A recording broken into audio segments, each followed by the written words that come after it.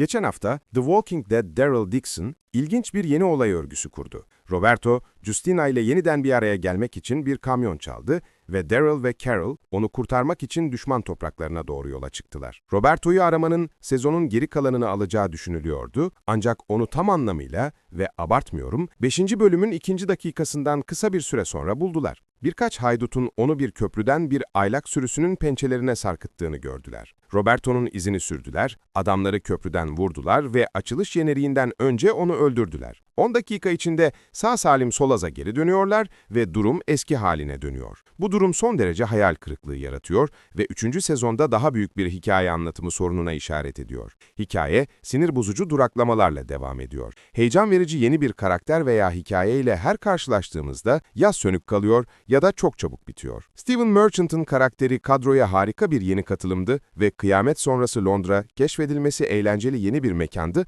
ancak ikisi de tek bir bölümden az kaldı. 3. sezonun ilk bölümünün sonunda Carol'ın yerel kötü adamlar tarafından kaçırıldığı ima edildi ancak bir sonraki bölümün başında yolun biraz daha ilerisinde dolaştığı ortaya çıktı. Yazarların çok iyi fikirleri var ama sanki bunları keşfetmekten korkuyorlar. Daryl Dixon, 3. sezon, bir şeride yerleşemiyor. Solaz'a döndüklerinde Daryl ve Carol tekrar ayrılır. Carol geçen sezon Fransa'da Daryl'a katıldığında yan dizi inanılmaz derecede daha iyi hale geldi. Norman Reedus'ın Melissa McBride'la ekran dinamiği eşsizdir. The Walking Dead yazarlarının Daryl ve Carol'ı en başta arkadaş edinmelerinin sebebi de budur. Bu orijinal planın bir parçası değildi.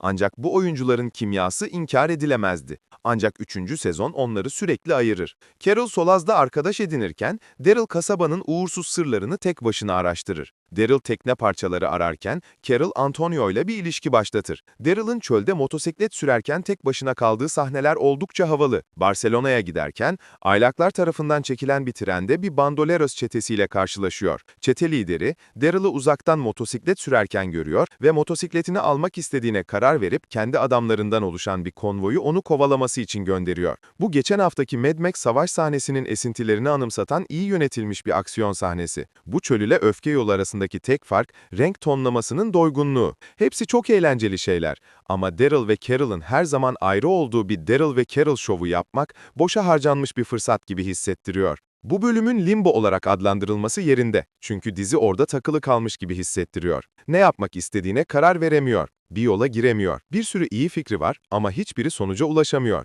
The Walking Dead Daryl Dixon'ın tüm bunları bir araya getirip tatmin edici bir sonuç vermesi için 2 bölümü daha var ve bundan şüpheliyim. Bu sezon işe yarayabilecek 4-5 farklı hikaye örgüsü kurdu ancak hiçbirini detaylandırmadı. Hepsini yarım yamalak bir şekilde bir araya getirdi.